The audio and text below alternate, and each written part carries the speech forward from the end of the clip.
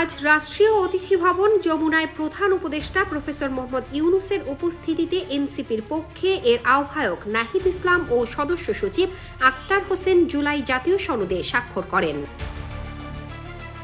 এ সময় জাতীয় ঐক্যমত্য কমিশনের সহসভাপতি প্রফেসর আলী রিয়াজ, কমিশনের সদস্য বদিউল আলম মজুমদার ও প্রধান উপদেষ্টার বিশেষ সহকারী মনির হায়দার উপস্থিত ছিলেন। প্রধান উপদেষ্টা বলেন, এনসিপি এই সনদে স্বাক্ষর করবে বলেই জাতির বিশ্বাস ছিল।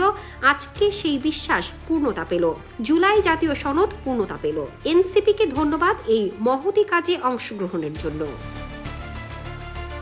তিনি বলেন, এই দলিল যেন নতুন বাংলাদেশকে মানবিক বাংলাদেশ হিসেবে গড়তে প্রতিটি পদে পদক্ষেপ রাখে, তার জন্য প্রতি মুহূর্তে সচেতন থাকতে হবে। তিনি আরও বলেন, আগামীকাল নতুন সংসদের সদস্যদের শপথ অনুষ্ঠিত হবে।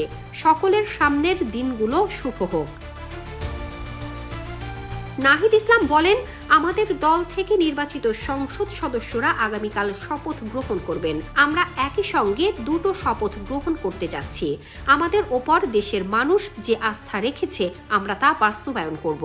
তিনি বলেন, জুলাই সনদে সবার শেষ স্বাক্ষর করলেও এই সনদ বাস্তবায়নের জন্য আমরা ছিলাম সর্বোচ্চ তৎপর। এনসিপির প্রতিনিধি দলের অন্যান্যদের মধ্যে ছিলেন মনিরা শারমিন, সরওয়ার তুষার, জাভেদ রাশিন ও জহিরুল ইসলাম। শামসাদ শাহনীন, দৈনিক আওয়ার বাংলাদেশ।